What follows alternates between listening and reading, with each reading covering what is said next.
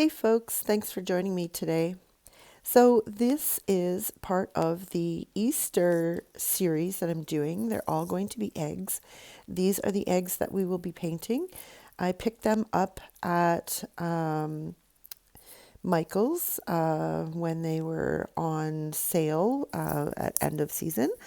And they are like a plastic, but they're not smooth, they feel almost a bit porous, I guess, but very easy to paint on. So I painted the egg completely black, and then I am using a stencil to do ovals. And I do 4 of those, and I try to get them as even as possible all the way around. But I do have to do some fix-ups on some of them, and only because it's hard to measure on something that is round or a sphere or an egg shape. So I do have in another tutorial a trick that you can use to measure sort of wherever you want to from the center point of the tip of the egg. So that will be in another video that will be posted soon. So stay tuned for that little trick. But in this particular one, I am just doing using the stencil to draw on these ovals because that's going to be my guideline for my design. Now this one does kind of go over top of the other ones, but I fix that up afterwards. And I'm just using my General's charcoal pencil to put my marks on there. And like I have said many times before, it washes off really easy. So here is where I kind of have to fix things up. I tipped it up so that I could see the center at the top to see how centered it is. Now it's not perfect, and that's okay.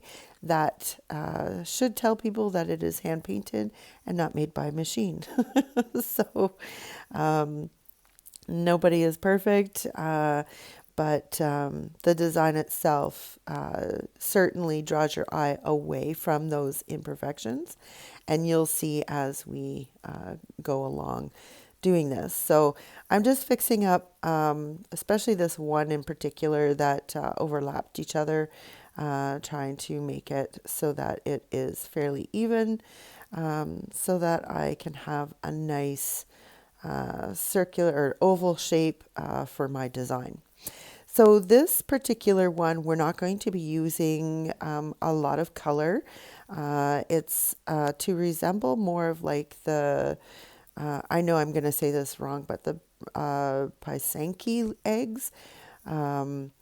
So those are the ones that are drawn on with wax and then dipped into colors over and over again, different colors and stuff.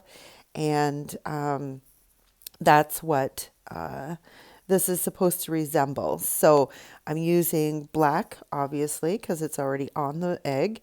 Then I use Glorious Gold because it's my favorite gold.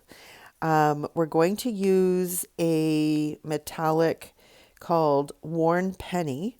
And those 3 colors are from DecoArt. And then we're going to use a light ivory, which is from Delta.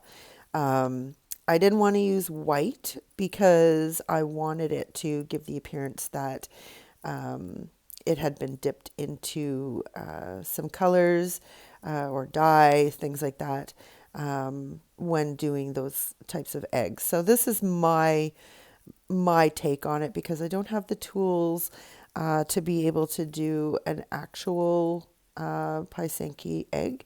So this is my version of it. So you can see there, I'm just trying to even up that tip there, the top of the egg, and I'm erasing all of the lines that I don't want. And as for my stand, you can see underneath the egg there, I am using a roll of masking tape. It just seems to work well for me to be able to hold on to it and set it back down when I need to. So I'm going to go in with the Glorious Gold first, and I'm just going to dot around those oval shapes. That's going to be my frame for the design that's going to be in the middle. And this is actually going to be fairly simple, but once it's done, it looks so beautiful. And I love the effect that it gives, sort of like an old style egg or like Victorian type style. So stick around and watch me do that. And for the sake of time, I'm not going to show you all of the dotting or all of like every single side. Um, I did I did it so that you got the idea, and it's just repeating the pattern over and over again. So I'm just dotting this one. This is the first one, obviously, and I am going to dot all the way around using my dotting tool, which you can see it's been used quite a bit. It certainly has a lot of remnants of other paint colors that I've used this for, and it just that's how it is. And my tools do get pretty dirty, even though I do clean them. I just use warm water and some soap to try to get that stuff off. And most of the time it does, but if you want me to do a tutorial on that, on how to clean tools, I can totally do that. Just let me know in the comments below, and I can put something together for that. So yeah, I'm just dotting around the first oval, like I said, and I'm trying to keep them as evenly as possible and the same size. So what I'm doing is I'm just putting a dot down, going and dipping back into the paint and bringing the paint back and dipping again. So this will give me an even coverage, or like a same size dot every time that I do apply a dot. So as I do this though, my tool does get sort of like a buildup of paint, and it starts to dry, and I have to clean it to get that off, because that then becomes the ball instead of the ball that's on the stylus, and it creates the dots to be bigger. So I do have to clean my tool. I usually do it after each oval, so that I don't have to worry about getting bigger size dots. So this is just a little tip for you. Have like a rag handy, or paper towel, or something along that lines, just so that you can wipe your tool off every once in a while, so that you can continue to maintain the same size dots when you're applying them. So I had a lot of fun doing these. I have 4 in total for the egg series. So I hope that you enjoy them as much as I did, and I hope you give them a try. I have seen these same eggs. I don't know if they're the same quality, but at like Dollarama. So they are there too. They look the same. I haven't bought any to compare, but because they look the same, I would assume that they are. But that's, assuming. You should never assume. But anyway, so yeah, so we're just going to be dotting all the way around on this little guy here. Actually, it's a pretty big egg. It's about the size of like an ostrich egg. I've used these as well, making dragon eggs. If you want a tutorial on that, I can do that as well. Just leave me a comment. I make these little, well, they're this size. Actually, I should let you know, they're about 4 inches from top to bottom. And you can see by the size with me holding it in my hand, just how big they are. But yeah, I do dragon eggs. So I paint them up with like little scales, or I use, sometimes I use like air dry clay, and I put the scales on them that way so that it looks 3D. And people really love them just to have and as a dragon egg. So let me know in the comments below if you'd like to see my method of how I do a dragon egg. So there's how you do the oval. And then with magic, they're all now done. So I'm going to use my other tools here. These ones are from the Dotting Center. They're my favorite dotting tools. And I put a center dot in the middle as close as possible. I haven't measured, but it's as close as possible to the center that I wanted. And I used that ivory white, or sorry, light ivory is the name of the paint. And then I'm using this worn penny color. It's kind of like a copper color. And I'm doing my dots so that it's north, south, and then east and west. And then I fit 2 dots in between each of the sort of like the northwest, northeast, and you get the picture. So, and I like these eggs because they're a perfect size to fit in my hand so that I can rotate them when I need to so that I can continue doing my dotting work. So I just do this all the way around, and this is going to be the center of my flower. I really like the choice of the copper to complement the glorious gold. And again, it gives it that old Victorian kind of style. And I really, really liked it. It's such a simple design, but so elegant once it's finished. So now what I'm using is a number 2 round brush, and I'm loading it into that light ivory color. And I'm loading it pretty thick so that I can push down on it and then pull towards the center of the flower and lift up. And that gives me the petals. Very simple and easy to do. You can make your petals as thick as you want or thin. You could do 2 layers if you wanted. You could do this light ivory as the back petals, and then you can use like wicker white or just white to do in between each of those petals and make them a little bit shorter. And then you get a double layered daisy. So I decided not to do that. I just did the single row of petals. And like I said, I do this all the way around in each one of those sections, but I don't show you all of those because I just want to give you the idea of what the design is. You don't really need to see me do it like 4 times. So it's the same thing over and over. So there's the flower, and I love the simplicity of it.